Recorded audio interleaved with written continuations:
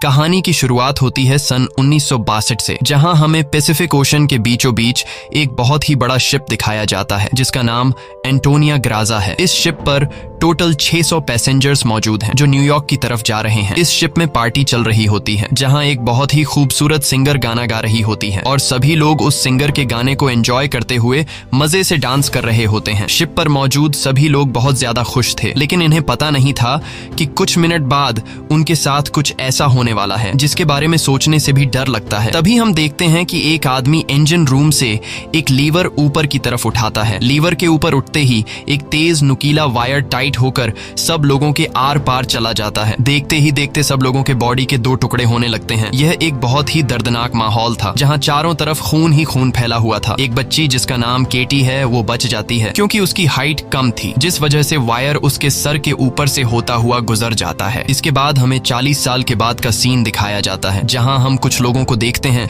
जो एक टग बोट की मदद से एक बड़े शिप को खींच कर ले जा रहे होते हैं। तभी अचानक वो पुराना शिप डूबने लगता है। यह देखकर ग्रुप का लीडर अपनी टीम में से एक लड़की जिसका नाम मर्फी है उसे उस पुराने शिप पर भेज देता है ताकि मर्फी उस पुराने शिप को जिस वायर से बांध कर ले जाया जा रहा था उसे आजाद कर दे, वरना अगर यह पुराना शिप डूब गया तो उसके साथ साथ इनकी ये टग बोट भी डूब जाएगी। मर्फी जब उस पुराने शिप पर पहुंचती है तो उसे पता चलता है कि पुराने शिप के निचले हिस्से में दरार पड़ चुकी है, जिस वजह से शिप में तेजी से पानी भरता जा रहा है और अगले 5 मिनट में यह शिप पानी में डूब जाएगा। मर्फी ये बात अपनी टीम के लीडर को बताती है। ये सुनकर टीम का लीडर मर्फी को ऑर्डर देता है कि जिस वायर से हम इस शिप को खींच रहे हैं उस वायर को आजाद कर दो और फौरन वहां से निकलकर हमारे पास टग बोट पर पहुंचो, क्योंकि हम इस पुराने शिप को छोड़कर जाने वाले हैं। तभी टीम के 2 और साथी भी मर्फी के पास पहुंच जाते हैं और वो भी मर्फी को बाहर निकलकर शिप को छोड़ने के लिए कहते हैं, लेकिन इस शिप को ढूंढने में उन्हें 3 महीने लगे थे, जिस वजह से मर्फी इतनी आसानी से इस शिप को छोड़कर नहीं जाने वाली थी। वो शिप को बचाने के लिए नीचे पानी में कूद जाती है, जिसे देखकर ऊपर बैठे 2 साथी भी औजार लेकर मर्फी के पीछे कूद जाते हैं। ये तीनों जैसे तैसे करके शिप को डूबने से पहले ही उसकी दरार पर वेल्ड करके शिप को डूबने से बचा लेते हैं और इस शिप को यह लोग मार्केट में बेचकर बहुत सारा पैसा बना लेते हैं और यह पैसा टीम का लीडर सभी लोगों में बराबर बराबर बांट देता है। यहीं जैक नाम का एक आदमी इन लोगों पर काफी देर से नजर रखे हुए था और इन सब की बातें सुन रहा था। उसे पता चल जाता है कि यह लोग समुद्र में जो शिप गायब हो जाते हैं ये लोग उन शिप्स को ढूंढ निकाल कर मार्केट में बेचकर पैसा कमाते हैं। जैक नाम का वो आदमी इनके पास आता है और इस टीम के लीडर को एक शिप के बारे में बताता है जिसमें खजाना छुपा हुआ है। जैक असल में उस शिप की बात कर रहा था जिसे 40 साल पहले एक अनजान आदमी ने लीवर खींचकर सब लोगों को मार दिया था। टीम के लीडर ने भी उस 40 साल पहले गायब हुए एंटोनिया ग्राजा नामी शिप के बारे में सुना था। टीम का लीडर कहता है कि इस शिप को बहुत से लोगों ने ढूंढा पर आज तक वो शिप किसी को भी नहीं मिला। जैक टीम के लीडर से कहता है कि मुझे पता है कि वो शिप समुद्र के किस हिस्से में है। अगर हम इस शिप को लाकर मार्केट में बेचेंगे तो हम रातों रात अमीर हो जाएंगे। पैसों का सुनते ही ग्रुप के सारे लोग इस मिशन के लिए तैयार हो जाते हैं और अगले ही दिन ये लोग अपने टग बोट में उस एंटोनिया ग्राजा नाम की शिप को ढूंढने निकल पड़ते हैं। कई दिनों के सफर के बाद ये लोग समुद्र के एक बहुत ही वीरान जगह पर पहुंच जाते हैं जहां टीम के एक आदमी को किसी शिप के आसपास होने का सिग्नल मिलता है। ये लोग समझ जाते हैं कि वह शिप जो आज से 40 साल पहले खो गया था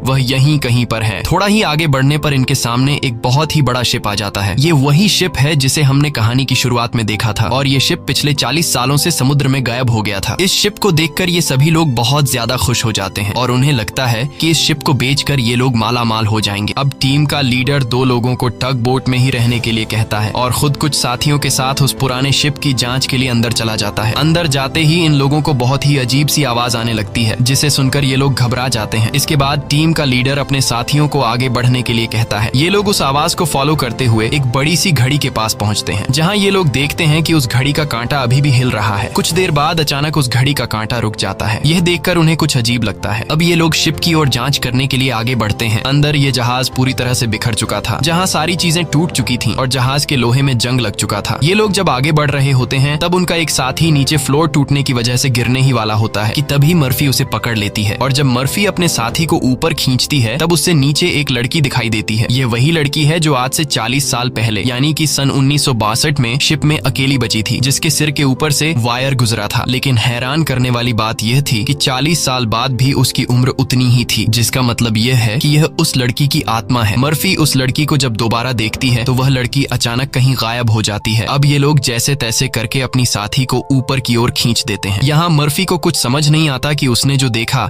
वह सच था या फिर कोई वहम, लेकिन यह सब देखकर मर्फी बहुत ज्यादा डर जाती है। अब यह शिप बहुत ही ज्यादा ज्यादा बड़ा था, इसलिए ये लोग इसे और एक्सप्लोर करने लगते हैं और चलते चलते शिप के मेन कैबिन तक पहुंच जाते हैं, जहां जांच करते हुए उन्हें एक डिजिटल वॉच मिलती है। ये देखकर ये लोग कंफ्यूज्ड हो जाते हैं, क्योंकि आज से 40 साल पहले इस तरह की डिजिटल वॉच नहीं हुआ करती थी। और इस वॉच को देखकर ये लोग समझ जाते हैं कि जरूर हमसे पहले भी यहाँ कुछ लोग आ चुके हैं। इसके बाद ये सब वापस अपने टग बोट पर आते हैं और टीम का लीडर डिसाइड करता है कि अगले दिन हम इस शिप को टग बोट से बांध कर ले जाएंगे। अगली सुबह उन्हें पता चलता है कि शिप में एक बहुत बड़ा होल है, जिसकी वजह से धीरे धीरे शिप पानी में डूब रहा है। टीम का लीडर कहता है कि इस हालत में शिप को टग बोट से बांध कर ले जाना नामुमकिन है, क्योंकि शिप में ढेर सारा पानी जमा हो चुका है। पानी की वजह से शिप का वजन कई गुना बढ़ चुका है, इसीलिए इस पुराने शिप को टग बोट से बांध कर ले जाना एक बेवकूफी होगी। अब ये लोग डिसाइड करते हैं कि पहले हम शिप के होल को वेल्ड करके बंद करेंगे और फिर शिप के अंदर मौजूद सारा पानी निकालकर इसे टग बोट से बांध कर ले जाएंगे। कैप्टन की बात सबको ठीक लगती है, जिसके बाद ये सभी अपने अपने काम पर लग जाते हैं। कुछ साथी शिप के होल को रिपेयर करने में लग जाते हैं और कुछ शिप के अंदर मौजूद खजाना ढूंढने में लग जाते हैं। मर्फी खजाने की जांच में आगे बढ़ते हुए एक स्विमिंग पूल के पास पहुंचती है। स्विमिंग पूल को देखकर वह हैरान रह जाती है, क्योंकि स्विमिंग पूल पर ढेर सारे गोलियों के निशान थे। अब वह स्विमिंग पूल से जब ऊपर की तरफ आ रही होती है,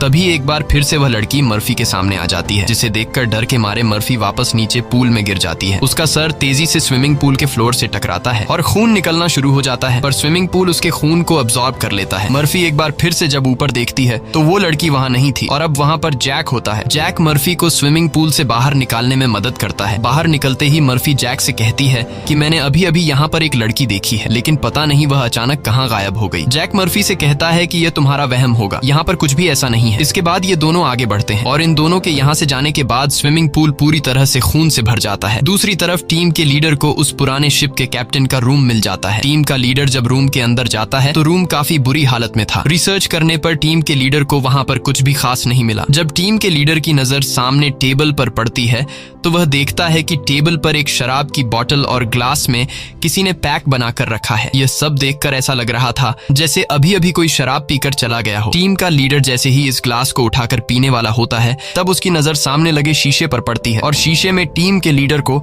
इस पुराने शिप का कैप्टन दिखाई देता है। यह देखकर टीम का लीडर बहुत ज्यादा डर जाता है और उसके हाथ से शराब की ग्लास गिरकर टूट जाती है और टीम का लीडर डर के मारे वहां से निकल जाता है। इस शिप पर सभी के साथ अजीबोगरीब इंसिडेंट्स हो रहे थे। टीम का एक साथी जिसका नाम मार्क है, उसे इस शिप पर किसी लेडी सिंगर के गाने की आवाज सुनाई देने लगती है। वह उस आवाज को फॉलो करते हुए शिप के ग्राउंड एरिया में पहुंच जाता है, जहां पर वह लेडी सिंगर भी मौजूद होती है। ये वही सिंगर थी जिसे हमने कहानी की शुरुआत में देखा था। दूसरी तरफ मर्फी और जैक आगे बढ़ते हुए लॉन्ड्री रूम से बाहर जाने वाले गेट को जैसे ही खोलते हैं, तभी अंदर जमा हुआ सारा पानी उनके ऊपर आ जाता है, जिसमें कई सारे लोगों की डेड बॉडीज थीं। मर्फी और जैक डर के मारे वहां से आगे बढ़ने लगते हैं। आगे बढ़ते हुए उनके सामने एक कैबिन का दरवाजा खुलता है। अंदर जाने पर जैक को एक बहुत ही लग्जरी कार मिलती है, जिसे देखकर वह बहुत खुश होता है, पर मर्फी को यहाँ कुछ गड़बड़ महसूस होता है, इसलिए वह जल्दी ही यहाँ से निकलना चाहती थी। तभी एक दूसरे रूम से उन्हें कुछ हिलता हुआ नजर आता है। जब ये दोनों उस चीज के करीब आते हैं और उसके ऊपर रखा हुआ सामान हटाकर देखते हैं,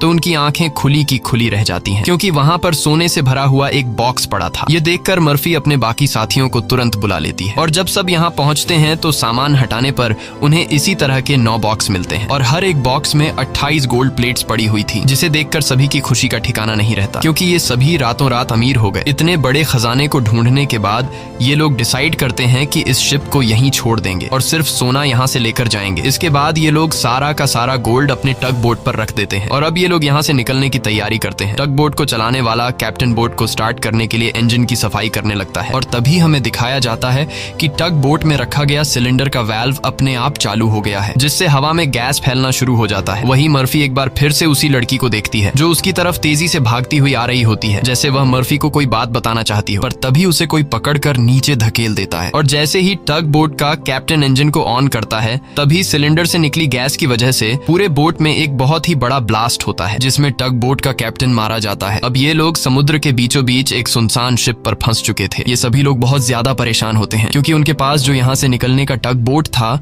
वह वह पूरी तरह से तबाह हो चुका था। इनका एक साथी जिसका नाम मार्क है, वो अपनी गर्लफ्रेंड की फोटो देखकर बहुत ज्यादा परेशान हो जाता है, क्योंकि 2 हफ्ते बाद उनकी शादी होने वाली थी और अब उसे लगता है कि वह कभी भी यहाँ इस शिप से बचकर नहीं जा पाएगा। परेशानी में मार्क वहाँ रखी कई साल पुरानी शराब पीने लगता है। दूसरी तरफ मर्फी भी कंफ्यूज्ड होती है कि उसे बार बार वह लड़की क्यों दिखाई दे रही है। इसीलिए मर्फी उस लड़की के बारे में जानने की कोशिश करती है। वह शिप के डेटा में पैसेंजर्स के नाम चेक करती है, जिससे उसे पता चल जाता है कि जो लड़की उसे दिखाई दे रही है उसका नाम केटी है। रिसर्च करते हुए वह केटी के रूम तक पहुंच जाती है, जहां अलमारी का दरवाजा खोलते हुए उसे केटी का ढांचा मिल जाता है, जिसे देखकर मर्फी बहुत ज्यादा डर जाती है। फिर जैसे तैसे करके मर्फी खुद को संभालती है और उस ढांचे के गले में लटके लॉकेट को उतार कर देखती है, जिसमें उस छोटी लड़की के पेरेंट्स की फोटो थी जो उसके पीछे ही खड़ी थी। उसे देखकर मर्फी को एक जोरदार झटका लगता है। केटी कहती है कि वह लॉकेट बंद मत करना, क्योंकि बहुत साल बाद मैं अपने मॉम डैड को देख रही हूँ। मर्फी को अब भी यकीन नहीं हो रहा था कि वो एक मरी हुई लड़की से बात कर रही है, पर जब वह लॉकेट को केटी के हाथ में देने लगती है तो लॉकेट केटी के हाथ से आर पार चला जाता है और अब जाकर मर्फी को यकीन हुआ कि यह लड़की कोई इंसान नहीं बल्कि एक आत्मा है। केटी मर्फी को बताती है कि इस शिप पर और भी कई सारे लोगों की आत्मा कैद है और तब तक यह सोल यहाँ से आजाद नहीं हो सकती जब तक उस आदमी को न मारा जाए जो लोगों की आत्मा को यहाँ पर कैद करता है। मर्फी केटी से पूछती है कि कौन है वो आदमी जिसने तुम्हें और बाकी लोगों की आत्माओं को यहाँ कैद कर रखा है। केटी जैसे ही मर्फी को उस आदमी के बारे में बताने वाली होती है, तभी अचानक छत पर कुछ अजीब से कीड़े निकलने लगते हैं, जिसे देखकर केटी बहुत ज्यादा डर जाती है और वह मर्फी से कहती है कि जल्द से जल्द इस शिप से तुम लोग निकल जाओ वरना तुम लोग मारे जाओगे। इसके बाद केटी गायब हो जाती है। दूसरी तरफ मार्क पूरी बोतल पीने के बाद उसे चक्कर आने लगा। उसके आसपास पड़े सभी टेबल और चेयर्स हिलने लगते हैं। देखते ही देखते सब कुछ रिपेयर होकर नया हो गया और आज से 40 साल पहले जो लोग इस शिप में मारे गए थे वह दोबारा से मार्क के सामने जिंदा खड़े हो गए। मार्क बीच में खड़ा था, जिसके चारों तरफ लोग उसके लिए तालियां बजाने लगे। शुरू में तो मार्क को भी कुछ अजीब लगता है, लेकिन फिर वह सोचता है कि यह सब शराब का कमाल है। अगले ही पल वह लेडी सिंगर मार्क के करीब आ गई और वह मार्क के साथ इंटीमेट होने लगी। लेडी सिंगर पूरी तरह से मार्क को अपने वश में करके अपने पीछे लगा देती है। मार्क भी बिना कुछ सोचे समझे उसके पीछे जाने लगा। बेवकूफ मार्क को पता ही नहीं चलता कि यह सिंगर उसे एक ट्रैप में फंसा रही है। वह लेडी सिंगर फ्लोर के किनारे पर खड़ी होकर मार्क को बुलाने लगती है। मार्क इस सिंगर को हासिल करने के चक्कर में फ्लोर से नीचे गिरकर मारा जाता है। वही हमें टीम के लीडर को दिखाया जाता है, जो इस पुराने शिप के कैप्टन के रूम में बैठा होता है। तभी वह देखता है कि शराब की बोतल अपने आप ही सरकने लगी। कुछ देर बाद उसके सामने इसी शिप के कैप्टन की आत्मा आ जाती है। यह देखकर टीम का लीडर काफी ज्यादा घबरा जाता है। तब शिप का कैप्टन उसे ग्लास में शराब डालकर पीने के लिए देता है। साथ ही वह उसे फोटो देता है जिसमें एक शिप होता है जिसका नाम लोरली है। कैप्टन बताता है कि आज से कई साल पहले हमारे पास एक आदमी आया था जिसने हमें लोरली शिप के बारे में बताया। उसने कहा कि लोरेलाई शिप में बहुत ही बड़ा खजाना छुपा हुआ है। जब हमने लोरेलाई शिप को रेस्क्यू किया तब हमें सच में वो सारा खजाना मिला। कैप्टन टीम के लीडर को एक दूसरी फोटो दिखाते हुए कहता है कि ये वो आदमी है जिसने हमें लोरेलाई शिप का बताया था। टीम का लीडर उस आदमी की फोटो देखकर उसके गले में सांसें अटक जाती हैं, क्योंकि वह आदमी कोई और नहीं बल्कि जैक था और यह फोटो 40 साल पुरानी थी। 40 साल गुजरने के बाद आज भी उसके उम्र में कोई बदलाव नहीं हुआ। वह फोटो में बिल्कुल वैसा ही दिख रहा था जैसे 40 साल पहले दिखता था। अब टीम का लीडर समझ जाता है कि जैक कोई इंसान नहीं बल्कि एक भूत है। ये सब समझते ही टीम का लीडर जल्द ही अपनी टीम को इस शिप से निकालना चाहता था। वह जल्दी से अपने साथियों को ढूंढने लगता है, पर तभी उसके सामने उसका वही साथी आ जाता है जो टग बोट में गैस खुलने की वजह से ब्लास्ट में मारा गया था। दरअसल ये ब्लास्ट में मारे जाने वाले आदमी की आत्मा होती है जो टीम के लीडर को मारने के लिए आगे बढ़ता है। लीडर उससे खुद को बचाने के लिए भागता है, लेकिन तभी उसके सामने मर्फी आ जाती है। अब ब्लास्ट में मारा जाने वाले आदमी की आत्मा तो गायब हो जाती है, पर टीम के लीडर को मर्फी का चेहरा उसी ब्लास्ट में मारे जाने वाले साथी की तरह दिख रहा होता है, जो कुछ देर पहले भूत बनकर उसके पीछे आ रहा था। इसीलिए टीम का लीडर मर्फी को भूत समझकर उसके ऊपर हमला कर देता है, पर मर्फी खुद को बचाने के लिए उसके पैर को घायल कर देती है। लेकिन इससे टीम के लीडर का ज्यादा कुछ नहीं बिगड़ता। वह दोबारा से मर्फी पर हमला करने के लिए खड़ा होता है। इससे पहले कि वह मर्फी को मार पाता, तभी पीछे से जैक आकर लीडर को लोहे के रॉड से सिर पर मारकर बेहोश कर देता है। जैक वही आदमी है जो इन सबको यहाँ लेकर आया था। पूरी टीम में सिर्फ टीम के लीडर को ही पता चल चुका था कि जैक कोई इंसान नहीं बल्कि एक डीमन है, और जैक को भी समझ आ गया था कि टीम के लीडर को मेरी सारी सच्चाई मालूम हो गई है। इसलिए वह टीम के लीडर को अपने रास्ते से हटाने के लिए सबको उसके खिलाफ भड़काता है। वो कहता है कि अगर ये दोबारा होश में आ गया तो यह हम में से किसी को नुकसान पहुंचा सकता है। सबको जैक की बात ठीक लगती है, इसलिए यह लोग अपने लीडर को एक टैंक में फेंक देते हैं। अब यहाँ से निकलने का कोई और रास्ता न मिलने पर यह लोग प्लान के मुताबिक शिप को रिपेयर करने के काम में लग जाते हैं। जल्द ही शिप में जिस सुरंग से पानी अंदर आ रहा था उस सुरंग को यह लोग वेल्ड कर देते हैं और पंप के जरिए जहाज के अंदर जमा हुआ पानी बाहर बाहर निकालने लगते हैं। मर्फी देखती है कि उनका एक साथी जिसका नाम मार्क है वो कहीं भी नहीं दिखाई दे रहा, इसलिए मर्फी उसे ढूंढने निकल पड़ती है। तभी उसके सामने उस लड़की की आत्मा एक बार फिर से आ जाती है, जो उसे दिखाती है कि तुम जिस आदमी को ढूंढ रही हो वह मर चुका है। यह मार्क होता है जो लेडी सिंगर को पाने के चक्कर में मारा गया। और अब यह लड़की मर्फी के कंधे पर हाथ रखकर उसे 1962 की उस रात में ले जाती है जहां यह सारा इंसिडेंट हुआ था, जब सबके सब शिप में मारे गए थे। उस रात शिप पर मौजूद सभी लोगों को बहुत ही बेरहमी से मारा गया था और यह सब एक ग्रुप कर रहा था जिसका मकसद था इस शिप पर मौजूद सारा गोल्ड चुराना। इन लोगों ने कुछ लोगों को खाने में जहर मिलाकर मार डाला, कुछ लोगों को वायर से काटकर उनके 2 टुकड़े कर दिए और कुछ को गोलियों से छलनी कर दिया गया। इनके कहर से केटी भी नहीं बच पाई। उन्होंने केटी को उसके रूम में ले जाकर फांसी पर लटका दिया। इन सब के पीछे थी वही लेडी सिंगर जिसने गोल्ड लूटने के लिए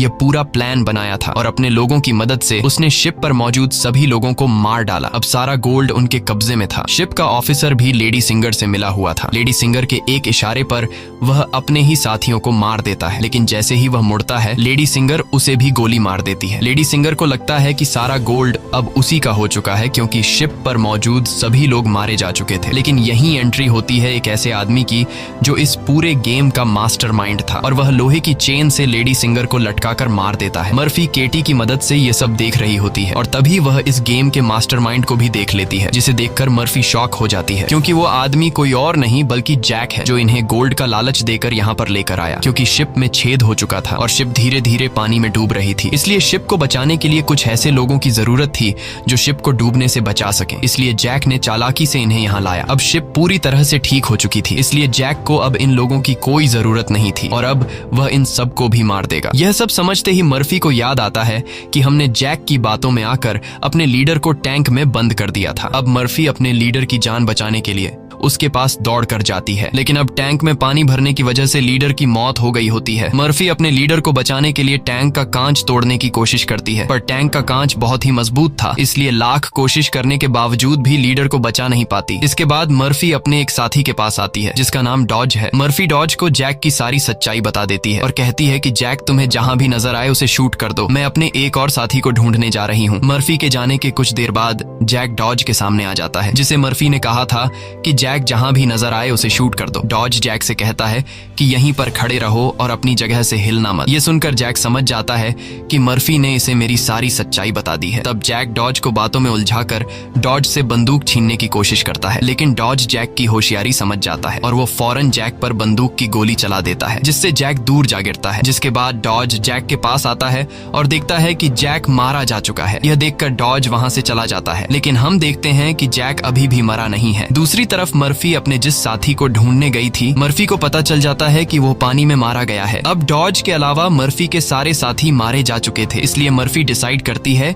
कि वो इस पूरे शिप को तबाह कर देगी। जिसके बाद मर्फी शिप के हर एक कोने में बॉम्ब फिट करने लग जाती है और तभी उसके पास डॉज आ जाता है। डॉज मर्फी को बताता है कि मैंने जैक को मार दिया। ये सुनकर मर्फी कहती है कि जैक नहीं मरने वाला है, क्योंकि जैक कोई इंसान नहीं बल्कि एक डीमन है, इसलिए हमें यह पूरी शिप ब्लास्ट करनी होगी ताकि जैक हमारी तरह और किसी इंसान को यहाँ लाकर न फंसा सके और जैक ने जितने भी सोल्स को इस शिप में कैद कर रखा है वो सभी आजाद हो जाएंगे। डॉज यहाँ पर गुस्से से मर्फी को समझाता है कि हमें शिप को ब्लास्ट नहीं करना चाहिए, क्योंकि इस तरह से शिप में रखा सारा गोल्ड बर्बाद हो जाएगा और हमें बिना गोल्ड हासिल किए खाली हाथ घर लौटना होगा। मर्फी कहती है कि यह गोल्ड दरअसल जैक का एक चाल है जो हम यहाँ से कभी भी नहीं ले जा पाएंगे, इसलिए मुझे हर हाल में यह शिप ब्लास्ट करनी होगी। अब जैक समझ जाता है कि मर्फी किसी भी हाल में नहीं मानने वाली, इसलिए जैक अपने असली रूप में आ जाता है, जिससे हम समझ जाते हैं कि जैक ने डॉज को भी मार दिया था। जैक उसे बताता है कि तुम्हारा और मेरा काम एक ही है, जिस तरह से तुम समुद्र में फंसी हुई शिप्स को जमा करती हो उसी तरह से मैं सोल्स को जमा करता हूँ। पहले मैं भी इंसान था, लेकिन मैंने बहुत पाप किए जिसके बदले मुझे यह काम दिया गया और अब मैं सोल कलेक्टर हूँ जिसके लिए मुझे शिप की जरूरत है और मैं नहीं चाहता कि तुम इस शिप को ब्लास्ट करो। जैक मर्फी को एक चांस देता है। वो कहता है कि जाओ, मैं तुम्हें नहीं मारूंगा, लेकिन बदले में तुम्हें इस शिप को ब्लास्ट नहीं करना होगा। पर मर्फी उसकी बात नहीं मानती, जिसके बाद जैक एक लोहे के रॉड से उस पर हमला कर देता है, जिससे मर्फी नीचे गिर जाती है। अब जैसे ही जैक मर्फी को मारने के लिए आगे बढ़ता है, तब मर्फी एक तीर चलाकर उस बॉम्ब वाले रिमोट पर निशाना लगाती है और खुद फौरन पानी में कूद जाती है। जिसके बाद शिप में एक बहुत बड़ा ब्लास्ट होता है। ब्लास्ट की वजह से शिप पानी में डूबने लगती है और मर्फी पानी के अंदर शिप के नीचे फंस चुकी होती है। अब उसे बाहर निकलने का कोई रास्ता नहीं दिखता और उसकी सांसें भी फूलने लगती हैं। पर तभी वहां पर केटी की आत्मा आती है जो मर्फी को हाथ से पकड़कर